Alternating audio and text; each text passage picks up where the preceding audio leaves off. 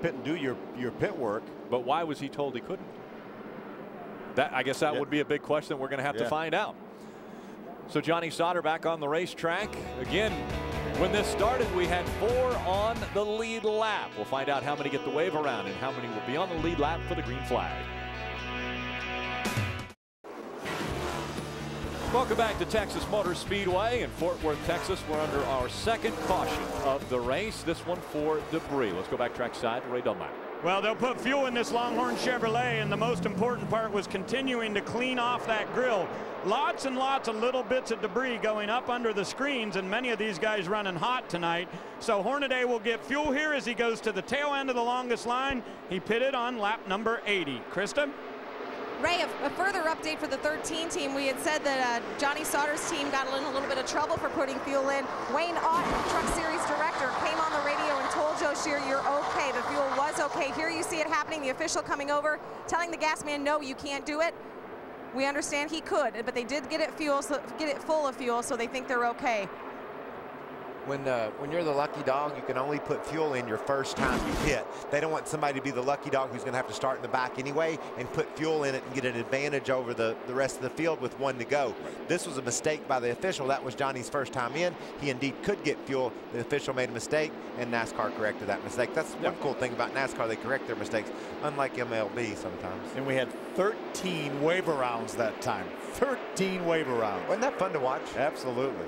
Coming back to the green flag, it's Todd Bodine out front. Green flag in the air. Hornaday does not get up to speed. I don't think he was where he was supposed to be. He had a penalty. He's supposed to be in the back. They sent him to the tail end of the longest line. That's why. Yeah, he didn't get there either, Ray. NASCAR may have to bring him in. He did not get to the rear by the time he got to the start-finish line. But you remember, he was trying to get back there. We've seen before. Look, are they going to go 4 wide off turn 2? 4 wide down the back stretch. 5 wide as they go through the middle of the back stretch. How about Ricky Carmichael making it 5 wide? Ricky Carmichael on the bottom of the racetrack trying to get by trucks just coming up to speed. Ron Hornaday trying to get back up to speed after having problems on the restart. Again, we heard about Hornaday being told he had to be at the back of the longest line. Well, he was way up toward the front. But he was trying to get back there, and we've talked to Wayne Otten about people correcting their mistakes before on restarts, and that's exactly what Ron was doing. He said, okay, I get it, I'm trying to get back there. All those wave rounds that came around were to be in front of Ron, but they didn't get around there too late, so he was just trying to position himself where he belonged. Are they still 3 wide? They are 3 wide, and Hornaday is on the outside in that 32 truck. We are hearing from NASCAR that he is okay. He was able to get far enough back to satisfy NASCAR. Narain Karthikeyan in the 60. He drops back just a bit more. Being scored in the top 10 is Ricky Carmichael. He is the last truck on the lead lap. So we have 10 trucks on the lead lap. The next one a lap down is James Buescher in the 31. He is 1 lap down. A couple former F1 drivers racing together. Narain Karthikeyan in the 60 and the 15 of Nelson Piquet Jr. Nelson Piquet Jr. finished in 2nd at the German Grand Prix to Lewis Hamilton only 2 years ago. Nelson Piquet Jr.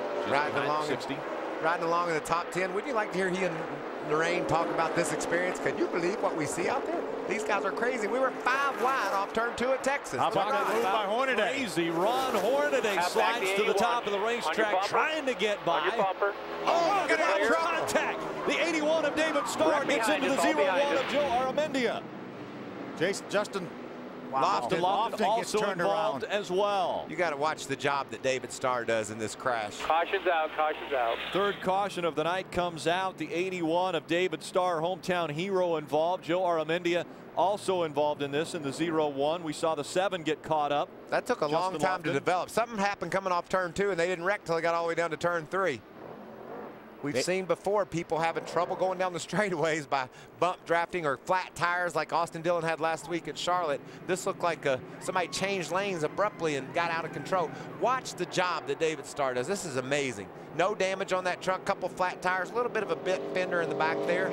See the official pointing that out? A little bit of debris on the front of this race truck. Yeah, very little damage for what he was in the middle. Let's take another look at it right here. The 01's going to move up the racetrack. David's going to try to go to his outside, and he was trying to get between the 7 of Justin Lofton and the 01, didn't quite make it. Now watch the 07 of Tony Jackson Jr. gets into Justin Lofton in the 7 truck and turns him into the outside wall. Look, David Starr still hadn't crashed. He was trying to. He tried to all the way down the back straightaway, but he finally got ahead in the right direction. Just watch this 81 truck. He makes a mistake. I think he crowds up into Lofton, gets Lofton out of whack, spins into the 01, heads toward the outside wall, barely clips it. Watch, he keeps driving it, got it down to the bottom of the racetrack, kept going in the right direction. Big crash. Tough break for Justin Lofton. Yeah, Justin was just a victim. He was running his own line, and watch, David Starr tries to squeeze in a hole that isn't there. This moved up a little bit. The 01 moved up a little bit, which forced David to move up a little bit, but unfortunately, Justin Lofton in the 7 truck was there. Also involved, you said it, the 07 of Tony Jackson Jr. So 4 trucks involved in this, the 3rd caution of the night, as we've passed the halfway point in this race, 167 laps, and there you see a lot of the damage to the front of that race truck. Yeah, that truck may not even move from there. You see the front end all the way on the ground. He did get it refired and is going to. I believe I'd give up. Joe Aramendi is trying to. Well, we're not really sure what he's trying to do now. That ought to end his progress right there. Yeah. The tires won't spin on. Maybe just wanted to get it off pit road. You see Foot Soldier there, the sponsor on that truck. Mike Minter was walking around the Charlotte Motor Speedway talking about this effort that for the troops. Let them go again, and we'll change the left rear. Yeah, David Starr's back in the pits for some more pit work with that Zachary Toyota. But let him go, and then they'll change the left rear. Looks like the left rear might be flat on that truck. Here, bud. Looking good here. We'll just be good. Trying to stay on the lead lap. Right now, David Starr is one of the trucks on the lead lap. We have 9 trucks on the lead lap right now, Krista. Give me a chance. Get it around here. Yeah, it just keeps getting worse for David Starr. As he came in the first time, they had said to change the right front tire, and they came around the crew, changed the left side, so he came back in this time. But the 01 truck you saw there was blocking his entrance onto pit road, blocking his pit stall. They had to wait for the 01 to go by. When he came back in, David just came on the radio and said, now something's broke. Oh, man. Well, the other thing, James Busher will be on the lead lap, so that will he'll get the Aaron's lucky dog. That'll put it to 10 trucks on the lead lap as long as David Starr can continue. And we'll have some more wave rounds. And there will be some more wave rounds. Hear that tire? Yep, that left rear tire blew. And that's doing damage too, Phil. You can see the debris tearing up the inner fender panels, which affects the way these trucks handle. So Rear's down. Left rear's down. Come on in. trying to stay on the lead lap is the reason why they couldn't get those tires changed, but it might have bitten them there. And with 80 laps to go and the wave around and the Aaron's lucky dog, you don't have to be in a panic to stay on the lead lap. Lift it, guys, at the line now. So the Zachary Toyota Get that flat tire, Jack. of David Starr making his way back onto pit road. They'll try to get the left rear changed and fix the damage that has just taken place from that tire blowing out. David Starr involved in this incident, maybe the primary that was involved in it, because he was trying to fit in a position where there wasn't an opening. There we see the Aaron's lucky dog of James Busher in the 31. He'll get a lap back and be on the lead lap. A local driver. I think it's only fitting that Aaron's will give him a lap back. He's from nearby Plano, Texas. Very close here in the racetrack. You see Eric Almirola just in front of that 31. Again, the problems began in the center of the backstretch. The 01 of Joe Aramendia, the 81 of David Starr, the 7 getting caught up in that as well. We'll be back for more on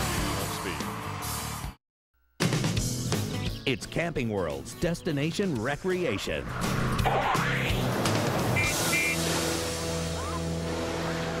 You know, I thought last year's Destination Recreation Sweepstakes was fantastic, but in 2010, Camping World has made it even better.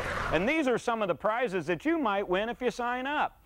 How about this? A wireless remote control sleep number bed. I didn't even know they made those for your RV, and I promise you, it's extra comfortable. You want to watch Speed wherever you go? How about a Winegard carryout? Really light and guaranteed to get you satellite service. This is a cool item, no pun intended. How about a refrigerator or freezer? With a flip of the switch, it can be either, and you don't need bags of ice any longer. A Honda generator is available. This is the EU2000. You can take a parallel cable and put 2 of these together to give you 4,000 watts of power. All of these items give you the comfort of home when you're on the road. And one lucky NASCAR fan is going to have an opportunity to win a great Coleman travel trailer. Now, there are many different sizes of these if you come shopping, but the bottom line is this is an affordable RV that's built to last. Now, guess what, though? Here's the grand prize of Destination Recreation. It's a Hurricane by 4 Winds.